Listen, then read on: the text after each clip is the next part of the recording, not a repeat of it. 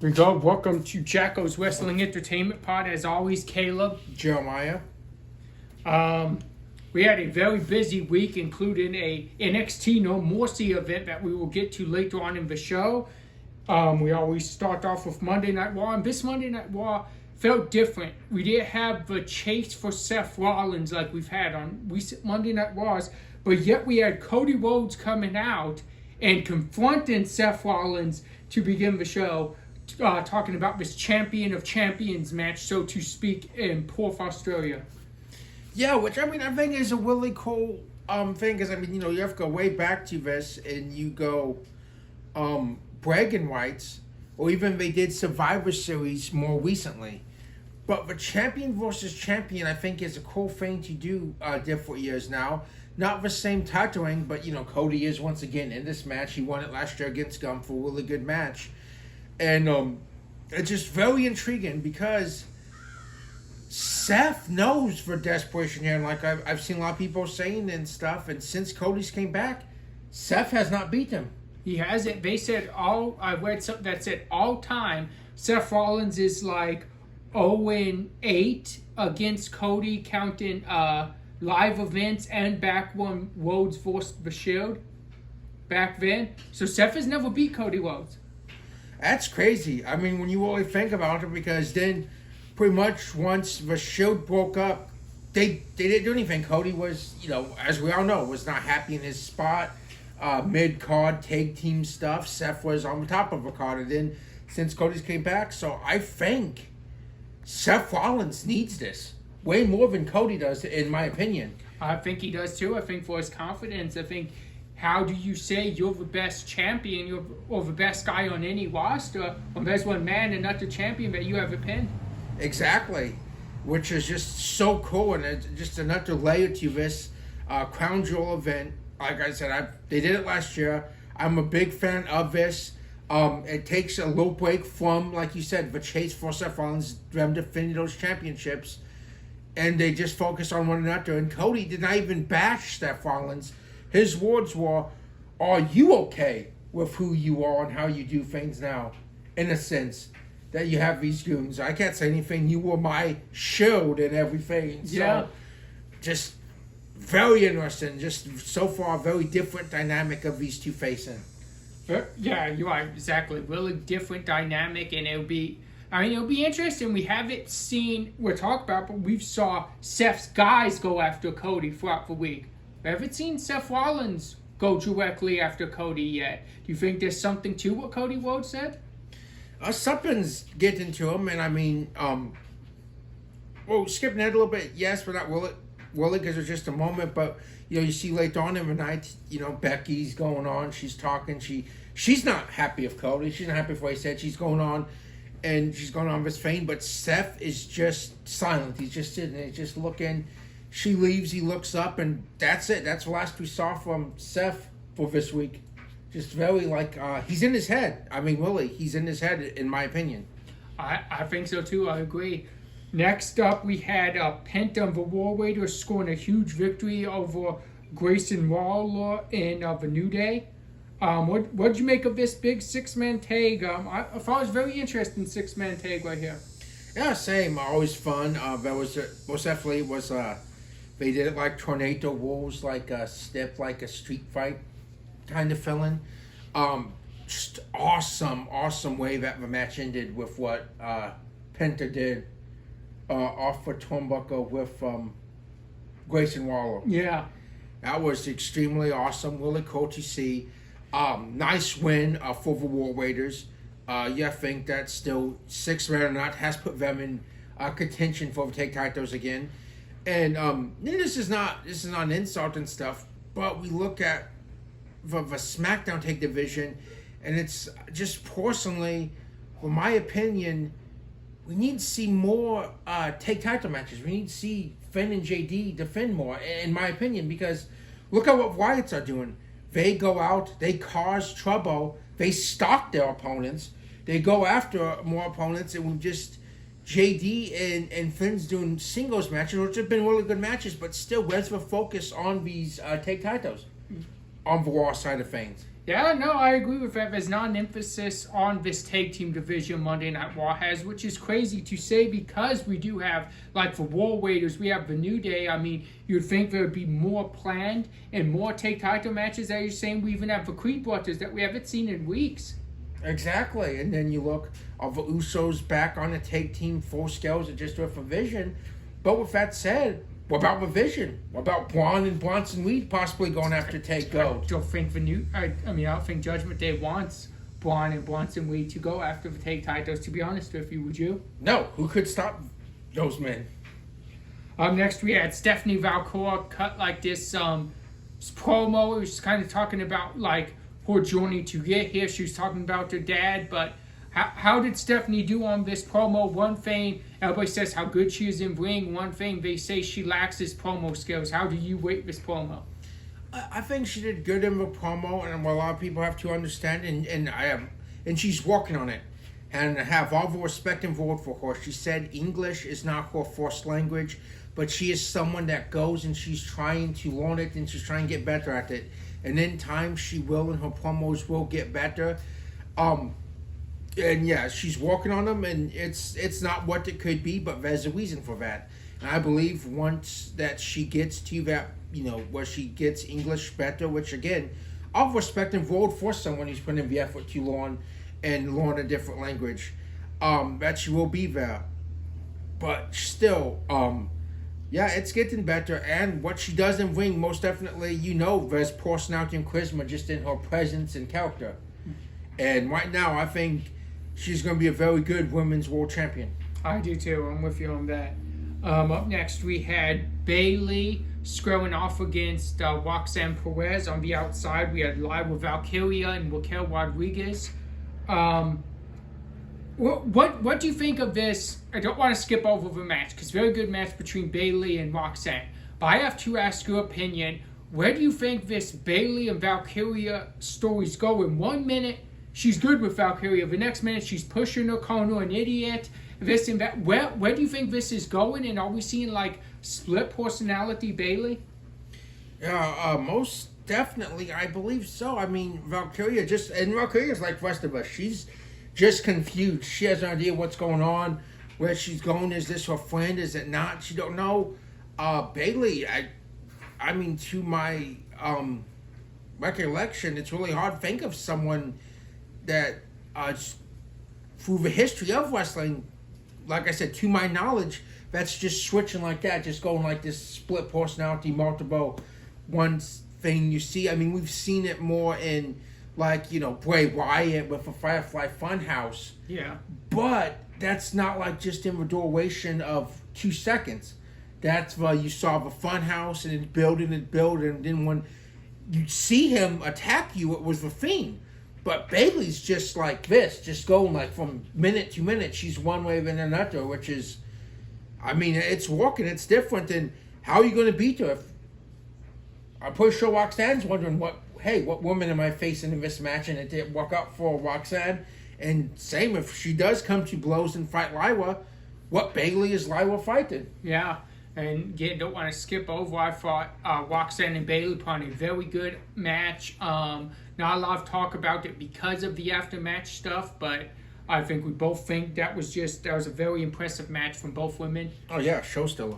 And next up we had, so I'm loving this Rusev kind of Judgment Day, but kind of Dirty Dom thing. It seems like Dom's throwing his Judgment Day counterparts to Rusev, and he's trying to stay Finn. We would see JD lose to Rusev, and we would see Finn say, "You have 2 belts. Why aren't you doing anything? Why didn't you hit him with one? Do something. Help JD." Exactly. This is a very interesting match because I don't think Rusev's a face. I still think Rusev's Rusev. He's a heel. He's just doing what he does. We know the Judgment Days are heels, and that's a very interesting concept. But yeah, no, he beats him. He attacks him after the match. Dom's just standing out there. Finn comes out and cleans up Dom's mess because he's the one that took Rusev down. Yep. So yeah, no, Finn's very frustrated. Yeah, I think JD's not going to be happy with Dom because he was the victim. That ended up tapping out to Rusev. But that's the other question I have.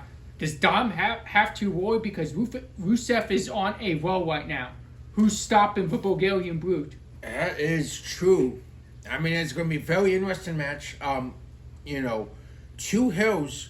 Rusev's he's not cheating. He's just straight up overpowering you. He'll use a advantage if he needs to in a match, but still, he's just overpowering everyone. We go back to the Donnybrook fight with Sheamus, just weapons. Rusev used them better that night than Sheamus. But right now, the Judge of the Day is not happy with Dom. Will they still play a factor in the match? We don't know. But will the Americanos play a factor in this match, wherever this alliance is, wherever that is? Rusev may be on an island. Yeah, that's true. You're right. He does have a lot of odds to overcome. One thing about Rusev, though, is he will just, like you were saying, he doesn't need the advantage, but he'll just keep beating you because he just has this aggression. So even if these guys do interfere, it's even safe for them to interfere. Exactly. And another thing, Rusev also don't care. There's no moral compass for the Bulgarian Brute. So the referee's distracted. He might use a low blow or hip down with one of his own belts because Rusev don't care. He doesn't. Rusev will win however he wins, and that's what he's been doing, and you have to respect it. Exactly. Speaking of winning any way possible, that's what we saw in this next match, and we weren't even expecting it. We saw LA Knight, Jey Uso. We saw Jey Uso take advantage of the Vision. The Vision came out, made their presence felt, took out LA Knight. Jey Uso got rid of them, got the victory. Yeah, it's most definitely like you said. Where's Jay's moral compass at this moment? Then he leaves, and Jimmy goes to make the save so they don't jump LA Knight, and it's like Jimmy's trying to do the right thing, trying to do right by, LA Knight, and just in general, just for that moral compass we talk about. But Jay, I don't know, something's off with Jay as of late. It really is. It just, there's no way possible. There's no way that Jay joins the Vision, right? I don't know, and if so, I don't think Jimmy's going with him. I don't think so. I think you may get a Jimmy and Jay divorced rivalry of Jimmy as the face and Jay as the heel this time. That could be. It'd be very interesting unless Jay comes to his senses a little bit. We know we don't like LA Knight, but still, you don't like the Vision, but yet you don't. I mean, Gunther told Jay, just mind your own. Roman told Jay, so maybe that's what Jay's doing. Maybe it's not any ill will, or he's going to join the Vision. It's just if it doesn't involve him, he's not going to care. Yeah, that could be it. Next, we had, I would say, a shocker. We kind of saw this coming. But to main event Monday Night Raw, we saw Rhea Ripley go one-on-one with Asuka. It turned out to be a numbers game. After the match with Kyrie and Asuka on Rhea, Io came out to try breaking up. What happened? Asuka turned on Io and had Kyrie Singh deliver the insane elbow to Io, but looks like full-blown Kabuki Warriors are heels now. Exactly. Even if Kyrie's kind of against her own will, she still listens to Asuka. She still did what she was told to do. Rhea got the win in a very good match. But did not feel like winner afterwards because Asuka looked like a smurf. Yes, Asuka quickly got missed all over her, and like you said, Io tried to. She was taken down. But what's very interesting in this is Rhea has been hanging out with Nikki Bella as well. But where was Nikki in all this aftermath? And if she comes out, do the Kabuki Warriors have someone that will even this up? Interesting take. I don't know. That could be possible. It could be leading maybe to possible sides of this upcoming War Games. We know we're going to get in at Survivor Series late November. Yeah, that's true. And Io's no stranger to the women's War Games. She's been in every single one from NXT dating to now. She is Miss War Games. Yeah, so it'd be very interesting. I think that could be a cool fun twist to take it to War Games, to be honest. So NXT, we'll talk about the NXT pay-per-view, like I said, at the end of the show. But NXT was really interesting this last week. We started off very hot start with Myros Born Lexus King Lights Out match. And to be honest, I think this made both men. Oh, no, most definitely. I have to agree with you on that. Because this match really just, like you said, the weapons, the setting, it was lights out, like they said. But not just that, like, just wave at both, the intensity of both of them. It's really, like you said, no harm in losing for Lexus, because he looked great. And that win really set up Myros Born, I think, to the next level. Yeah, I do too. And like you said, it didn't hurt Lexus King at all, because it really made it look just like both men kicking out of a ton of feints. It made both men look really resilient and just good in general. And I mean, it looks like both men's going to go very, separate ways. But I'm waiting to see what NXT has in store for both guys. I think both guys will take off and shoot towards the main event scene in NXT. Exactly. If even Lexus, maybe, there's always talk about it towards the end of the year. Maybe Lexus goes to the main roster. Yeah. Next. Up next, we had Ethan Page come out, and he was cutting a promo on Dr. Elhido Wagner Jr. King, I should say. But he was cutting a promo on him, and he thought he was in the NXT crowd. It turned out it wasn't necessarily him, it was Tavion Heights. And Tavion Heights put Ethan Page in the ankle lock, heading towards the big showdown for the NXT North American Championship. But how small of a move was this by Tavion Heights, disguising himself as someone who also has a beef with Page? Exactly. I mean, he got the psychological advantage. It was a quick match, impromptu. He got the victory. That gets in Ethan Page's head once he realized who it was. Once he realized how quick he tapped out to that ankle lock. So, no, that was a great move by Tavion Heights to really get one over on Ethan Page and get the psychological advantage heading into No Mercy.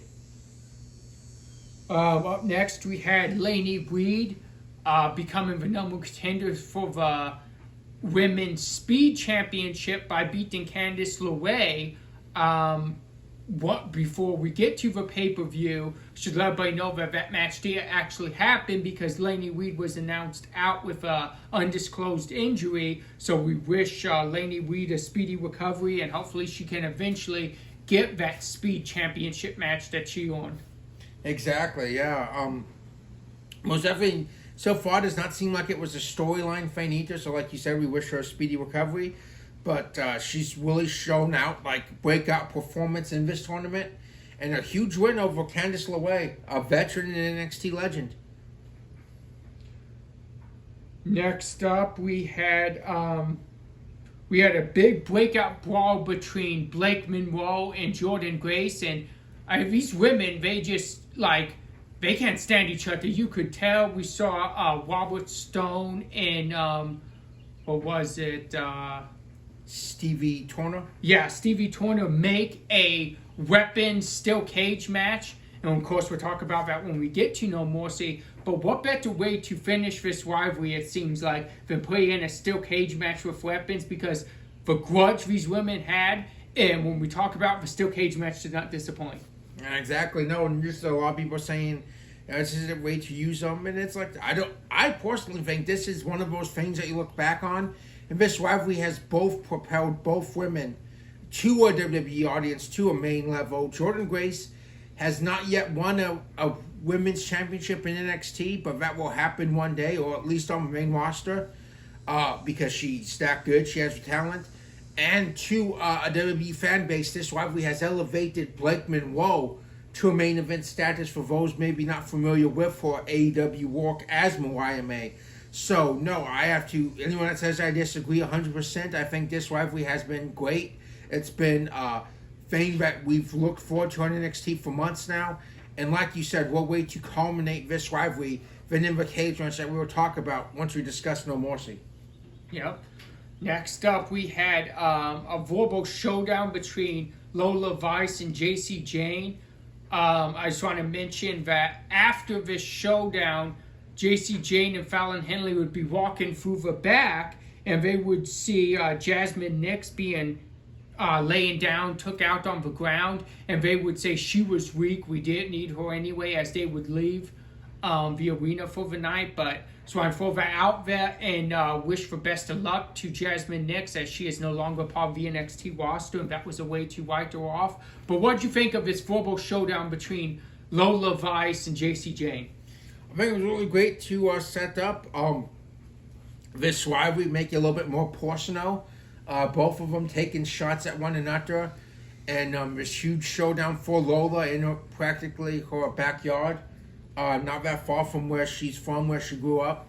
And I think it was a really good segment, and like I said, it gave it more of a personal feeling than you always had.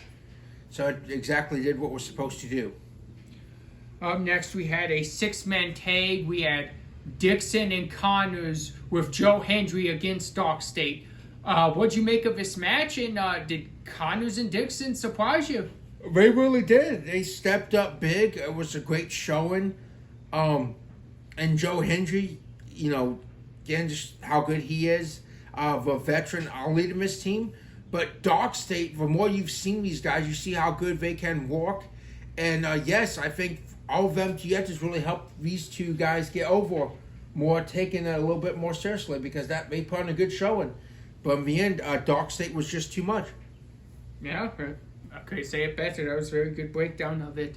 Dark State, they really are, you're right. They're just showing out. They're looking unstoppable anymore. But we'll talk about what's next for them when we hit NXT No Mercy, and I know you're excited about that one. Yeah, monumental career moment for Dark State. Next up, we had Trick Williams defending his TNA championship against Obafemi, who is also defending his NXT championship. Huge match, but we didn't see a finish because we kind of saw it coming. There was a TNA invasion. And yes, I used the word invasion for later on in the show. Yeah, again, great match. Trick and Oba, both of them right now just at the top of their game. But like you said, we saw the hints throughout the night, and it happened. This huge TNA invasion, and just so many, familiar faces to the WWE crowd and fans, including Zack Ryder, Zachary Wentz, Matt Cardona, Victoria Crawford, formerly Alicia Fox, The Inspiration, formerly The Iconics, Xia Lee, Moose, Mike Santana of TNA. Just so many, just awesome moment. And then right as that's all going on, Ricky Saints comes out, sets his eyes, not towards helper, no, for NXT Championship. And who's right there? Obafemi. Great way, just a great precursor to No Mercy and what we found out that No Mercy. True. But man, NXT is cooking right now, and that show was fire, and we'll talk about No Mercy once we get to it. SmackDown kicked off with a great start as well, because we got to see Cody Rhodes come out. We got to see Paul Heyman bring out, I guess Paul Heyman was out there first, but we got to see Cody Rhodes come out there. Paul Heyman got the jump on Cody by summoning his men, so to speak. And then Cody needed help, and what other way to look than your mentor, the Viper, Randy Orton. Exactly, and since we did get that tag team match on SmackDown, you have to thank this upcoming SmackDown we get that tag team match. Yeah. Or possibly even Raw if they're both on Raw, I don't know, but we did not get that. We did have a stacked show. You have to wonder if maybe Orlando got that as a dark match, but I still hope we get that on SmackDown, because that's going to be a good one. Yep, looking forward to that. And again, like I said, very interested in all of this. Seth Rollins has not been a part of these attacks on Cody Rhodes. No, Nova attack Monday night on LA Knight. Yep. Seth Rollins is in deep thought, or maybe he is, or maybe this is another one of Seth's game plans. But next up, we had number contenders match for the Wyatt 6, and the Street Profits won, becoming the number contenders by defeating Mello, Dope Miz, and big miscommunications by Miz and Mello in this match. Exactly. The Street Profits are lingering towards the edge of breaking up, but they were a more cohesive unit. It looks like Mello, Dope Miz may have just imploded. Yep. Mello is tired of the blind tags, and Miz trying to take credit. and it cost them. It did. Profits still, on firing on all cylinders, picked up the win. Can they survive this next showdown with Wyatt 6, though? I'm not talking about just winning or losing the match. I'm talking about as a tag team, do they survive this next tag title match? It's tough to think about, but I'm starting to think no. And I never will if I'd say that. I thought the Profits would really be get there forever, but I'm starting to lean towards some think maybe no. It's hard to disagree with that. I think that whenever this happens, I think the Wyatts retain, and I think that's it for the Profits. Just my prediction. Next up, we had another tag team match. We had Julia and Kiana James getting a big win over Meechin and B-Fab. And I just, before I ask you about this match, I just want to shout out Meechin and B-Fab. Both did good, but Meechin, she's been putting on show stealers for a long time now. When do you think, if ever, she gets a moment? When does she win that championship go? I don't know, but I have to give you 100%. So underweighted, such a good walker, in-wing on the mic. She has it all. And you hope, most definitely as a fan, that is rewarded. And I think it will be eventually.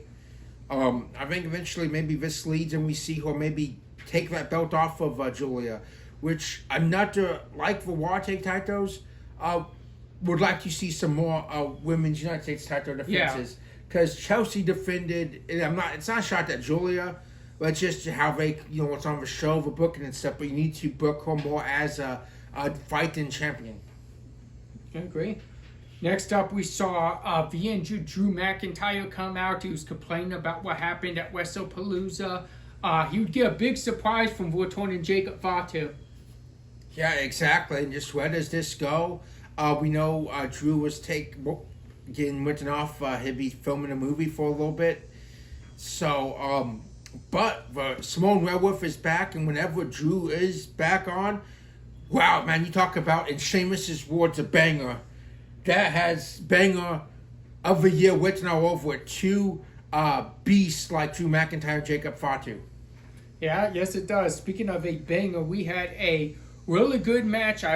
We've gave you a lot of credit, but it's a time for younger stars, guys on the up and coming, rising up, becoming the future of WWE. It's a chance for them to show what they can do against a great veteran wrestler like Sami Zayn. This time we got NXT's Javon Evans, and they put on a classic. Yeah, you're not joking. I love the titling of Sami Zayn. He got John Cena's blessing, and he has done it. He has done wonders with it. Exactly what John Cena did with it. Exactly what John Cena set out to do, like you just said. Giving those younger guys that shot, or even the guys you don't see on TV all the time, that shot. And he's talking, and we've seen the last 2 weeks Shinsuke lurking in the background. So at some point, that's going to happen. We know what these two can do. If you go back to TakeOver very early in 2016 at Dallas, I believe. But Javon Evans, what the moment, what the career match thus far in his career, in my opinion. And boy, did he not disappoint. He took that fight to Sami Zayn in what was an awesome match. Yeah, very much so. Like I said, he's giving younger guys a shot, and you love seeing it when the younger guys cash in on that shot and make a big name for themselves. And I think at this point, we've seen enough on appearances on SmackDown even before, like one of the AAA events. I think when Javon Evans' time to come up to the main roster, people was going to know his name. 100%. Sean said himself that he is one of the futures of this business of the WWE. And how can you disagree with a Heartbreak Kid? Yeah. Next up, we had our main event. I don't want to say anything, but a little bit opposite of that match. A lot of mistakes, a lot of blotches. We saw Jade Cargill get cut pretty bad. Very, very deep cut onto her forehead, right above her eye, kind of around that eyebrow area. We know if you cut that bleeds a lot. And that's what we saw. We saw blood pouring. We saw a referee mistake. A couple moves go back in, kind of in the wrong direction. But nonetheless, we did see Tiffany Stratton retain. What'd you make of this match? And for all three of these women, how do they recover? What's next for them after a night that just seemed like nothing went any of their way, to be honest? Yeah, I know exactly. And it's not putting blame on anyone or cutting them up. It just happens sometimes. The match probably maybe should have just been longer than what it was. Maybe it was just time constraints, trying to rush for TV time. It was originally supposed to be a pay-per-view match. It would have had a little bit more leadway, a little bit more time. But no, it just did not work out the way any of them wanted to do. And the referee too, and it's tough because I don't know. I'm not speaking from any experience of ever being in the background, but you've heard like Charles Robinson, you've heard Mike Chioda, these referees say that Vince McMahon thing was never mess up the integrity of a match. If a wrestler cannot make the count or cannot kick out of a pin, you go on as planned. Whether it was supposed to be a finish or not, because you don't mess up the integrity, I don't know if that's what was taught. And I know she knows that's not it yet. She knows that's not the spot. But still, for Vince Russo, a lot of people are saying fire her. No, everyone makes mistakes. One mistake you should not lose your job for. I don't. It was reported today, so good. We heard good news. It was reported a WWE spokesperson released that she will not be fired.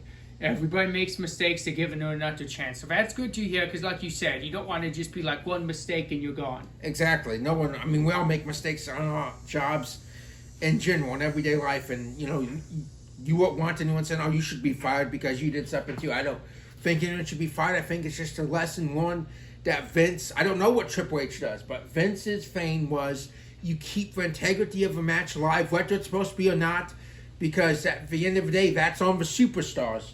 So, and she was trying to help. She didn't want to make anyone look bad, and you can't fault her for that. But at the same time, just I think it's probably a lesson learned. And all women are talented, and it just happens. It was just a bad day at the office. But no, I'm not worried about any of them. They'll all bounce back. They're all three extremely talented individuals. We saw a little bit of a stare down between Stratton and Valcourt. We know that's the match we will get in Perth, Australia at Crown Jewel. For the women's champion, was it Crown Jewel Championship? Yes, Crown Jewel Championship. And like you said, a ring for both men and women's match. NXT No Mercy. Now, this pay-per-view, and we got a really shocking whole announcement. We'll get to it when it happened. But we got Javon Evans and Josh Briggs kicking the match off. I think this match was the best match of Josh Briggs' career. 100%. And that's not a knock because we've said, Javon Evans, and we've seen what he does. But no, just these two, this match was so good. I mean, what way kick off the show. I mean, near fall, you thought Briggs almost had it, but Evans just keep resiliency. He came up short Friday night. He was not going to come up short last night at No Mercy. Awesome match. Huge win for Javon Evans. We know what's next. At Bound for Glory, he will challenge for the TNA X Division Championship for Leon Slater. So, huge opportunity for Javon Evans. But yeah, great match. And I just thought last night was a great show, in my opinion. And this was an awesome way to kick it off.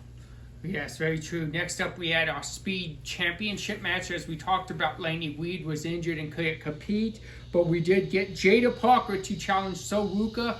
And Soruka once again walked out as champion. There was interferences from Lash Legend. Zarya got involved on the outside. And it did kind of prove to be a bit of a distraction as Jada would get hit with a Soul Snatcher. And that was the 1, 2, 3. The Speed Championship matches are 5 minutes. So I like the concept and I like how the match kind of has to go at a quicker pace. Yeah, exactly. It's a very cool, like you said, concept, championship. So, like we talked about before, you said championship matches are 5 minutes. For regular matches in the tournament are 3 minutes. So that gives you a difference too. That way, when you get to the championship match, it has that big fill, that special fill-in. But you have that, like you said, you have to come out guns blazing and get to that moment. You can't just, like you can, in a regular match, save up, work on your opponent, get to the finish. No, you have to come out, hit your finishers, hit everything you can to win in that time, because if it reaches the time limit, the champion retains. Yeah, very, very interesting concept. Really good underweighted match. And next up, we had a match that we talked about a lot as it was going on, and I know you love this match. Weaponized steel cage match. Blake Monroe, Jordan Grace. Jordan Grace picks up a huge victory. What a match. And right now it looks like this is a culmination of that rivalry. We'll probably see both women go their separate ways. But what the match. That's what I just said. I personally have loved this rivalry. I think it's a great way to really get them into the WWE audience for those not familiar with wonder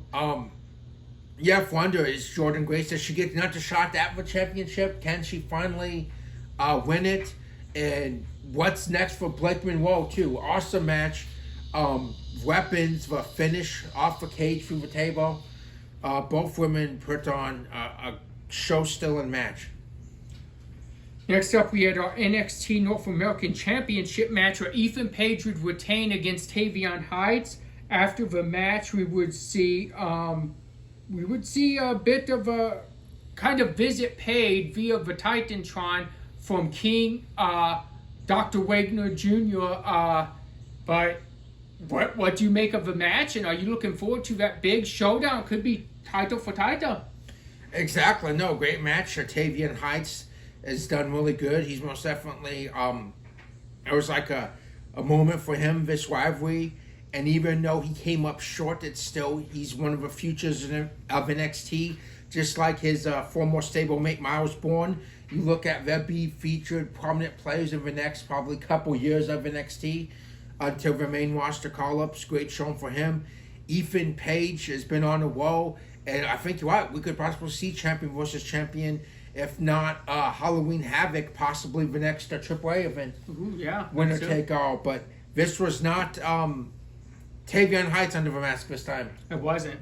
Up next, we had a big announcement from NXT General Manager Ava. She would announce that she spoke with Santino Marella when she got back to NXT. They talked for a couple hours after the last show, and they came up with, and I know you love this part, Survivor Series tags, because you were just talking about this on last week's show. Yes. You wanted these Survivor Series tag matches back. There was going to be, not this upcoming Tuesday, but the Tuesday after. Mark down your calendar, guys, on the CW. It's going to be NXT versus TNA and 2 traditional 5-on-5 Survivor Series tag, 1 men, 1 women's, and then, of course, for tag team titles, Dark State against the Hardy Boys.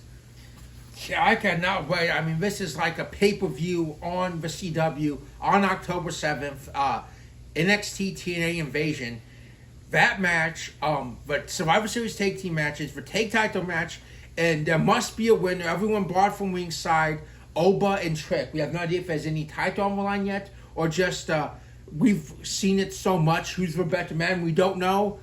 I think that's what this is. Who's just going to win a one-on-one match between these two titans in NXT? Yeah, exactly. A lot to look forward to on that Invasion night, and that's what it's called. It's called Invasion. Next, we would see Lash Legend come out and say she should lead the women's NXT team. And then she talked about, like, she's the best woman. She should be the NXT women's champion. But she was confronted by someone she kind of screwed over early on in the night. That was Miss Parker. I don't think this rivalry's even anywhere close to being over. Oh, there's no way. These two women are going to kill each other. And much like Jordan and Blakey, I think whenever it's the dust settles, they have to be, whoever wins has to be next in line for that championship. Because this is most definitely a grudge rivalry. And the thing was, is last time they had a match, Lash won, but yet she did not want Jada to get that championship last night. She didn't. Yeah, you're right. Very interesting. Next up, we had JC Jane retaining her NXT Women's Championship against Lola Vice. So, first off, ask you about the match, what you thought about the match, but second off, who's stopping JC Jane? I don't know. Great match. I honestly thought it might have been Lola's night. Just the hometown, the build. I don't know who this mysterious masked woman was. Is she is she Jasmine's replacement in Fatal Influence? Ooh, interesting. Is it just an agenda with Lola Vice? I don't know. We know that it's just she just bulldozed her out there. And just whoever it is a powerful woman. Looked like a powerhouse type build. But no, I don't know. JC's on top of the world right now in NXT, and I don't know. Maybe Jordan it finally happens, and maybe she can. I think that now that Blake's in the rear view, that she's back focused on JC, but who knows? JC just been on a career low. Yeah, I'm going to just throw this out there. I think the boot to Lola Vice may have been Raquel Rodriguez. I could be wrong, but she does that style of boot. We've seen at the AAA events, Lola have a run-in with the Judgment Day. Maybe they did not want to win a championship. That could be, and if so, I think Lola has to be going to Raw possibly, if that's the case. Because we know that's where the Judgment Day's at. Up next, we had a big, I wouldn't say shocker, but just huge moment on NXT. We have a new NXT champion, and that is Ricky Saints. What the main event. I mean, this awesome match. This is storytelling at its finest. Throughout the match, for DDT, Ricky Saints kept it and trying to just take down this Goliath, this monster in Obafemi. And he did. Someone finally stopped the rule of almost year weighing. I mean, 9 going on 10 months. Practically title weighing of just dominance of Obafemi. And the revolution has begun. It is most definitely televised now as Ricky Saints is the face of NXT. I could believe, like you said, the DDT's fought the match, but I could believe the DDT did it. I could believe that, like the Tornado DDT that finished over. Like me and you, we were both shocked when we were watching that live. Exactly. It's just an awesome moment. But no, I thought, maybe we saw him pick him up a few times. Thought maybe he would go for Bo Shambo if possible. But he probably thinking, no, he's too big of a guy. So Ricky, he had a game plan and it worked. He just kept working on that head, kept hitting with DDTs. And finally, he slayed the beast. And like you said, huge match, huge moment. Now we'll get to you have our match and our MVP of the week, and then afterwards I have a throwback. Yes, like I said, awesome, stacked week. So here we go. We'll get right to it. We'll have to, for Raw, I'm going to take the 6-man tag between Penta and the War Raiders against the New Day and Grayson Waller. We're going to go Bayley and Roxanne. We're going to go Asuka and Rhea Ripley in that main event. For NXT, we are going to go with that opener, like you said, huge match with Miles and Lexus. We're going to go with a 6-man with Joe Hendry and Chase Yu against Dark State. Even though we didn't get finished, we're still going to go Trick and Oba for that for match of week. And then when we go, we're going to jump to SmackDown. And most definitely, we had a lot of moments, a lot of matches. But I'm going to take one being Sammy and Javon Evans, thank you.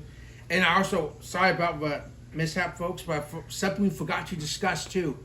On SmackDown, Priest attacking Wilson again, but this time Aleister Black was behind him. So I can't wait to see where this rivalry is going to go between these two men. I think that's going to be another one like the Sheamus Rusev we talked about. When they get their moment on a pay-per-view, it's going to steal the show.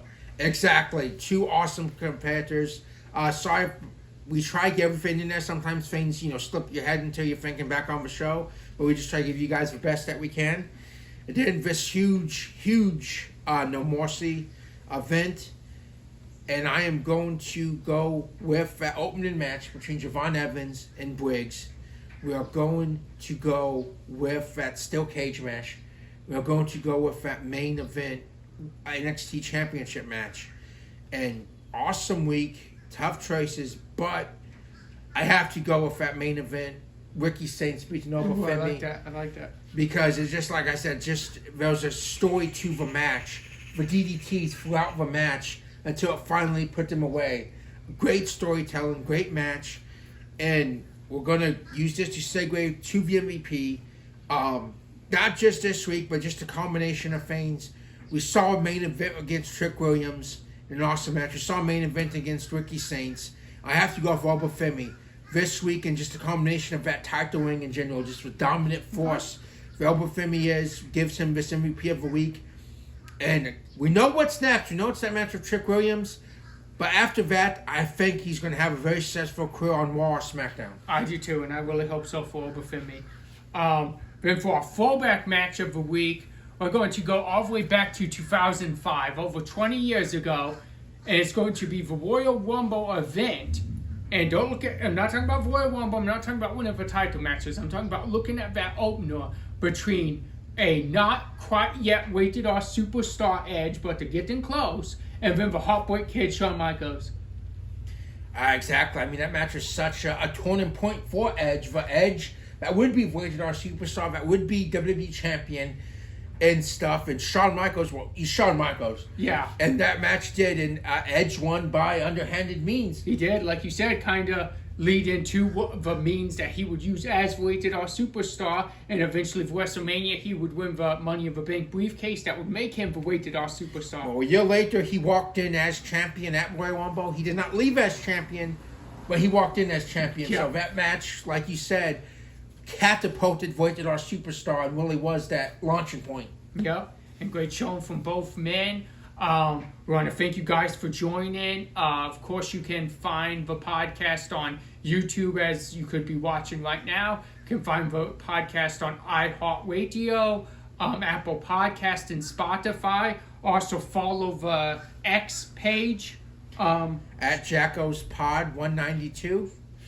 And please, and again, suggestions up. We're going to try to introduce some different segments on here. So suggestions and also feedback on what you guys want to see, what you want to hear. And as always, see you next week. Yep, and I just want to throw this out here too.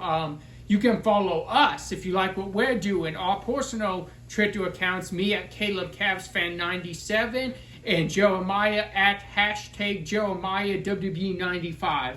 So we want to thank you guys for joining, and please give us a follow too if you like the pod, and you can tweet us, message us, tell us what you want to see, what you want to hear, what you like, what you dislike. Hey, we're down to here we are. Thank you guys.